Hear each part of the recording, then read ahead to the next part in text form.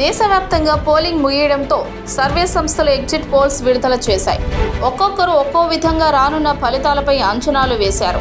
ముఖ్యంగా ఏపీ విషయంలో కొందరు వైసీపీకి మెజార్టీ ఇస్తే మరికొన్ని సర్వేలు కూటమికి పట్టం కట్టాయి.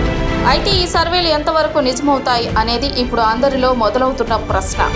2019లో వచ్చిన ఎగ్జిట్ పోల్స్కి ఆ తర్వాత వచ్చిన అసలు ఫలితాలకు మధ్య చాలా తేడాలు ఉన్నాయి. దీంతో ఈ సర్వేలను నమ్మలేం అనేవాళ్లు ఎక్కువ శాతం ఉన్నారు. వాస్తవ ఫలితాలకు కాస్త దగ్గరగా ఉన్న ఎగ్జిట్ పోల్స్ అంచనాలను చూస్తే 2019 పార్లమెంట్ ఎన్నికల్లో వైసీపీకి 18 నుంచి 20 సీట్లు వస్తాయని India today my access exit polls అంచనా వేసింది. టీడీపీకి 4 నుంచి 6 సీట్లు రావచ్చని చెప్పింది. వైసీపీకి 20 నుంచి 24 ఎంపీ సీట్లు రావచ్చని ఆరా మస్తాన్ సర్వే తెలిపింది. టీడీపీకి 1 నుంచి 5 ఎంపీ సీట్లు వస్తాయని అంచనా వేసింది.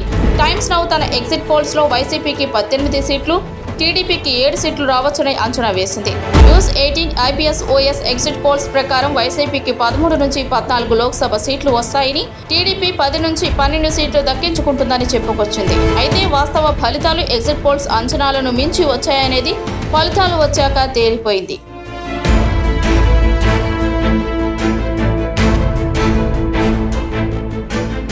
ఏపీలో మొత్తం 25 పార్లమెంటు స్థానాలకు గాను 22 స్థానాల్లో వైసీపీ విజయభేరి మోగించింది. టీడీపీ కేవలం 3 స్థానాలకే పరిమితమైంది. ఇక అసెంబ్లీ ఎన్నికల్లో వైసీపీ అధికారంలోకి వస్తుందని ఎగ్జిట్ పోల్స్ అంచనా వేశాయి. అసెంబ్లీ ఎన్నికల్లో 133 నుంచి 135 వరకు సీట్లు వస్తాయని సెంటర్ ఫర్ సెఫాలజీ స్టడీస్ అంచనా వేసింది. టీడీపీకి 37 నుంచి 40 స్థానాలు రావచ్చని పేర్కొంది. జనసేన పార్టీకి 1 స్థానం రావచ్చని చెప్పింది. వైసీపీకి 126 అసెంబ్లీ సీట్లు వస్తాయని, టీడీపీ 47, జనసేన పార్టీకి 2 స్థానాలు వచ్చే అవకాశం ఉందని ఆరా మస్తాన్ సర్వేలో వెల్లడైంది. వైసీపీ 130 నుంచి 135, టీడీపీ 30 నుంచి 35, జనసేన పార్టీ 10 నుంచి 13 స్థానాల్లో విజయం సాధించే అవకాశాలు ఉన్నట్లు కేకే సర్వే తెలిపింది. మిషన్ చాణక్య తన సర్వేలో వైసీపీ 98 స్థానాల్లో, టీడీపీ 58 స్థానాల్లో, జనసేన పార్టీ 7 స్థానాల్లో, ఇతరులు 1 స్థానంలో విజయం సాధిస్తారని అంచనా వేసింది. అయితే ఎగ్జిట్ పోల్స్ ఏం చెప్పినా ఫలితాలు అందరి అంచనాలను అందరి రీతిలో 2019లో వైసీపీ రికార్డు స్థాయి విజయాన్ని నమోదు చేసింది. ఏకంగా 175 అసెంబ్లీ స్థానాలకు గాను 151 స్థానాల్లో వైసీపీ విజయ భేరీ మోగించగా, టీడీపీ కేవలం 23 స్థానాలకు, జనసేన ఒకే 1 స్థానానికి పరిమితమైంది.